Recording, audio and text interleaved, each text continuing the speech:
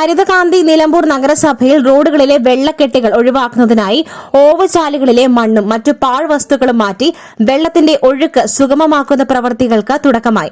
CNG റോഡിൽ കരിമ്പുഴ മുതൽ Conolly plot വരെ വെള്ളം കെട്ടിനിൽക്കുന്ന സ്ഥലങ്ങൾ നഗരസഭാ chairman Mattummal Saleem, vice chairperson Aruma Jayakrishnan, വികസനകാര്യ standing committee chairman PM Basheer, കൌൺസിലർമാർ തുടങ്ങിയവർ സ്ഥലം സന്ദർശിച്ചാണ് ആവശ്യമായ നിർദ്ദേശം നൽകിയത്.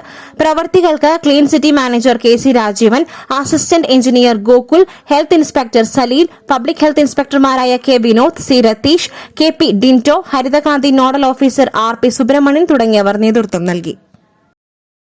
SS Gold, Pure Gold. SS Group, Nilambur.